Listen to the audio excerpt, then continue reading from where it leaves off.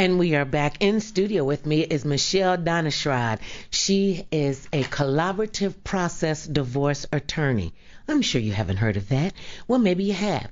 And there's a way that if your marriage is being dissolved, if your business is being dissolved, there's a way that you can do this in an amicable, peaceful, actually a loving way.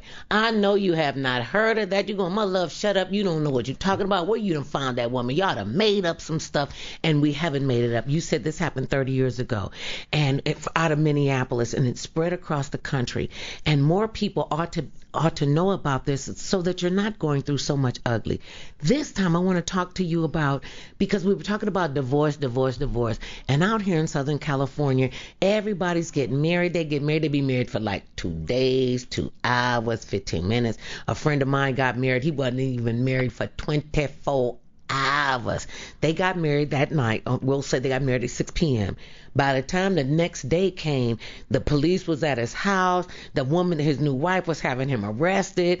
It was just some crazy going on. And I had said to him, you know, even though he said, mother love, do you think I should marry her? And I went, no, run. But they never listened to me. You know, they never listened to me.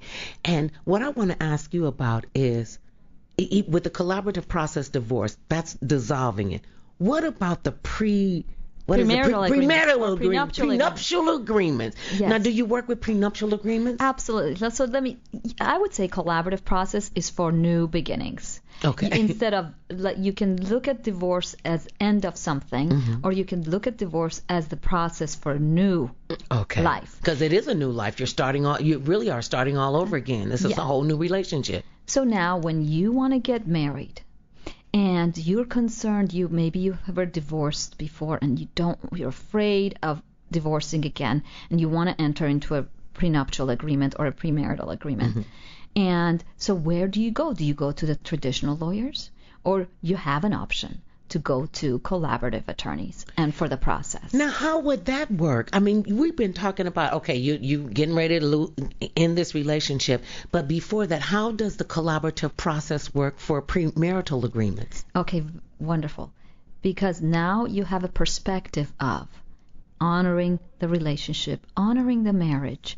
And so now imagine this is an opportunity for them. A lot of couples, they don't even find out about their finances. Right? They get married. They don't know about each other's finances. They don't know about how they're going to go. I think that's kind of stupid. Yeah, but a lot of times people don't do that. See, I grew up with the premise. My mother said to us, romance without finance is a nuisance. You need to know about his credit report.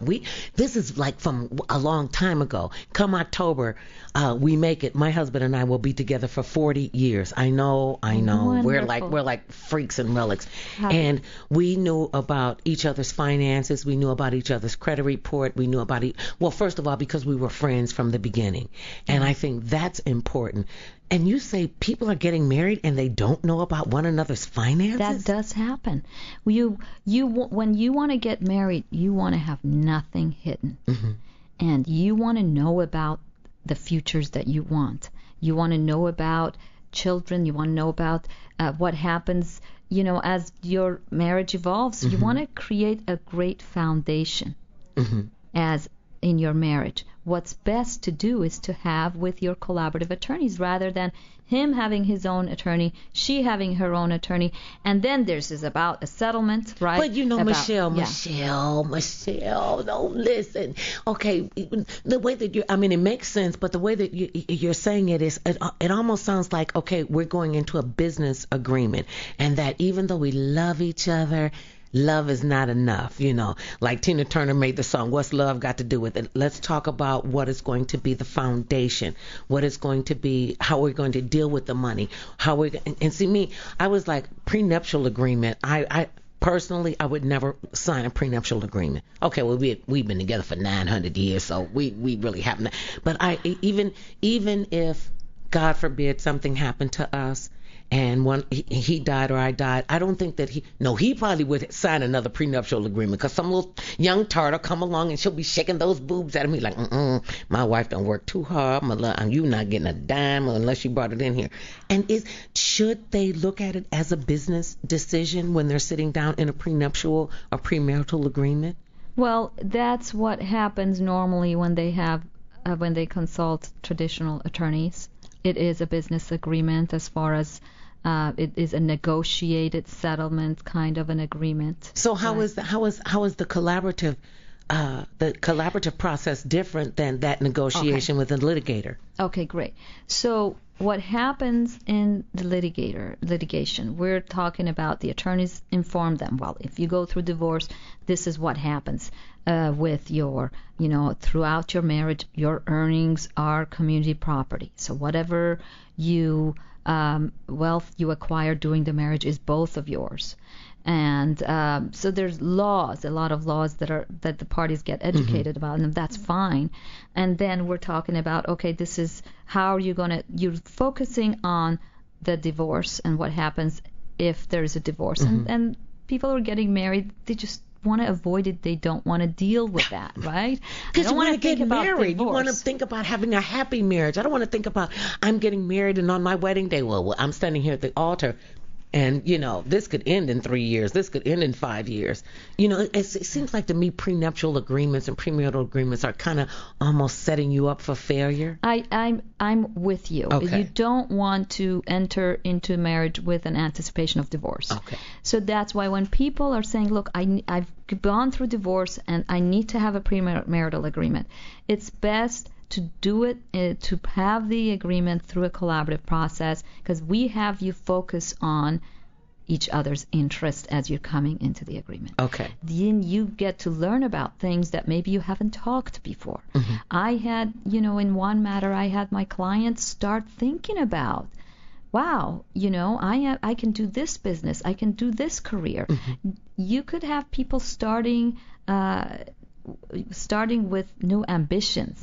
You bring life to what maybe wasn't there before. Okay. Yeah. So it's a perspective about the party's interest that is much more healthy than trying to have a competition about each other's interest, not each other's. Okay, we're getting married, but this could fall by the wayside, and I want to have A, B, and C, and you want X, Y, and Z. And the collaborative process is saying we're looking at both parties' interests. Yeah. So explain again how that will work in a premarital situation. When to take away that, we could be setting ourselves up for failure. Right. In a premarital agreement, so we would look at, okay, what would your marriage be like? What would you like to have? Because when they come in, they say, well, I want to have whatever I earn to be mine, to be separate, and I want to have whatever, for example, she earns to be hers and separate, because I want to, in case we get a divorce, I don't want whatever I accumulated to go to her or have to fight about so it. So you can make that decision you can make that decision in the collaborative process. You make that decision in a premarital agreement. Okay. But in a collaborative process, we have them focus on, okay, let's look at the marriage.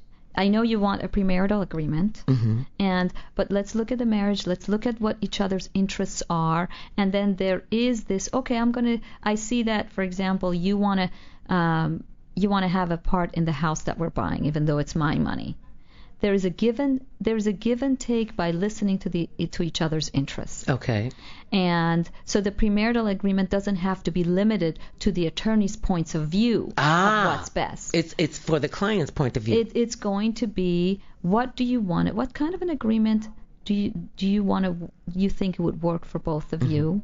I understand you saying the premarital agreement, it takes away from partnership. That's what you're saying. That's what happens when that's how we think about it. Right. But we're saying, well, let's make it a partnership. It is like a partnership agreement, but you're being straight about it. You're conversing about it. You're planning about it, rather than having assumptions going into a relationship and getting disappointments. What do you think is the biggest reason people get divorced, and they make it ugly? I think it's, first of all, failure to communicate, not knowing how to communicate. I think communication resolves most issues, if not all. And then commitment to solve issues. Mm-hmm. It's when you, as you said, Mother Love, you're committed into this marriage. It is not me, myself, and I against you. It is us. Yes. So communication brings people together. Mm-hmm. So yeah. And people seem to, when they get into that place where they don't want to communicate, because there are times, I mean, we've been together for a long time, and there are times, I know my husband is going to get into heaven. I really believe the man going to get into heaven. He won't have to answer not one question. Me, I'm going to have some splaining to do. I'm going to have to, okay, now, Mother Love, what about well, yeah, he hasn't smothered me. He hasn't poisoned me or anything, and the man is still right there every day. And he has a really wicked sense of humor, and I know that he's easily entertained. I love you, honey, for that. And I think that is key. When people break down the walls of communication, and they throw up the walls of miscommunication, I'm just not going to talk to you. Now, we hear a lot of times about people breaking up because of money. Is that when you think that it's important to have that collaborative process with the premarital up front? When there's finances involved, yes. When there's money involved? Because again, this is a partnership. Mm-hmm. You've started the marriage as partners. You want to end it as partners. You make it sound like it's so easy. What has been, without naming names, what have been some of your most difficult cases in the collaborative process? Well, the difficult cases have been when, again, before I have my own group. I worked with an attorney who's pretended to be collaborative and wasn't. Hey, did she say he pretended? Go on, tell the truth, shame the devil. So I think if we're working as a team, mm-hmm. and then there's a structure that is strong and can support the parties. Now, have you all, when you started the litigation, when you went from being a pre-med student to going to law school and becoming an attorney, passing the bar here, did you always know that you wanted to be a collaborative attorney? No, I wasn't aware of the collaborative process. I was doing litigation and then decided that this is not what I want to do with my life. I want to do good for people, and I didn't feel like I was doing good for people being a litigation attorney. Wait a minute, hold up.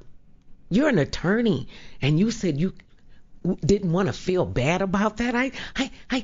You are like knocking down so many misnomers about attorneys right now. You're making attorneys look good. You know what?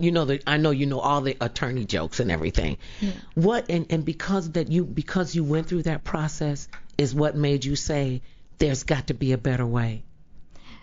Yes, at the time I went to law school, I thought it's the attorney's fault. The attorneys are not, the problem are the attorneys. And I realized that it's the process that invites attorneys to take sides, because it's an adversarial process. So it's not just the attorneys. There are great litigation attorneys mm-hmm. who are great as well. But the process is not designed to respect people and bring peace toward people. It's an adversarial process. Mm-hmm. And families, not all, families are served in better way if they're willing to use the collaborative process. Okay, now when you were talking about, you said both parties have to agree to the collaborative process. So say, for instance, you've got the husband who wants to go through the collaborative process, and he's saying to his soon-to-be ex-wife and the mother of his children, honey, let's just sit down. And she's going, I'm just not going to do it. Do you guys step in to talk to her, at least sit down with her, to let her know that there is an option, that she can be able to sit down and have a more peaceful way of dissolving this relationship? Are you allowed to step in and have a conversation with her? Very good, very good. It's in the collaborative process. Any attorney can talk to any client, because again, we're not adversarial. As opposed to the litigator. Yes. Okay. So what happens, everybody talks to each other in the meeting. Mm-hmm. But from the beginning, we would explain to both of them. And they need to be educated so they have a choice. Mm-hmm. When people are going through divorce, if they don't even have the chance to be educated about what could happen, and what are their choices and what benefits they would get. You know, if somebody knows, if I'm talking to somebody and I say, look, you want to suffer the rest of your life in order to get spousal support from this husband. I mean, is that what your life is going to be about? You know how sometimes, for example, the women, you know, when they have an attorney who are litigators, they're saying, well, let's do this so you can get spousal support for as long as you can. And I'm saying, look, let's look at what you want for your life. Don't you want to be productive? Don't you want to be creating wealth? I want the clients to see the different choices they have and then decide. So you also advise them on the future, on their finances, on what they can do, on how they can grow their wealth, how they can make sure that their children are stable, they can be stabilized, how they can have a future as opposed to always being in this the state of litigation with the divorce. Okay, this is great. That's our focus. Their future and their interests are our focus. We're not, see, litigation, I would see it the way that you're looking backwards, trying to constantly address what happened before. Instead of what can be ahead of you. What is it you want? Whatever happened, and to be responsible for your life and to be responsible for this problem, to be responsible for the divorce, you want to see where do you want to go? What do you want for your future? What do you want for your children? We can have agreements about college tuitions where you can't have it in litigations. The court cannot order parties to pay any kind of a support after they turn 18 or graduate from high school. So the collaborative process can work through all aspects of the future of this spouse, yes, the future of these children, the future of this business. So it's not just, okay, well, we're just going to make sure that you just get this like right now, and you guys think in the long term. Yes. And it's important for them to have communication. Look, there are problems in litigation when parties don't speak to each other and they don't have estate planning because they're not speaking to each other. There's a lot of problems without communication. You want to heal that relationship so they can communicate, because there are a lot of things that they still need to deal with each other about. And we want to reconstruct the family.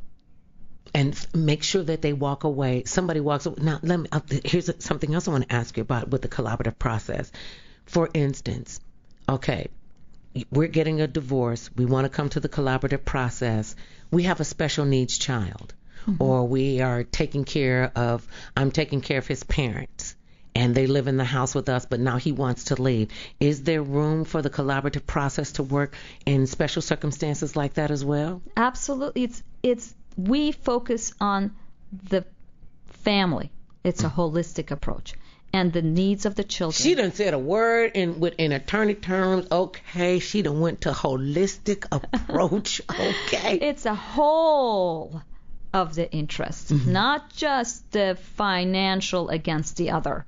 We're much more expansive and inclusive. We're not exclusive, right? In our options and interests, where we factor the kids' interests, and then they can start when they both care about the child. Right. Okay.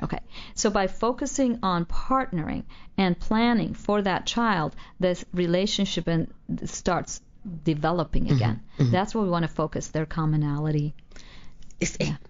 This is just such a fascinating subject. I am just so grateful that you have, and I wanted to ask you about the premarital thing, and I thank you so much for staying a little longer with us to get that out, because there are so many people that are hurting so badly, and they really don't know what to do. They don't know where to go.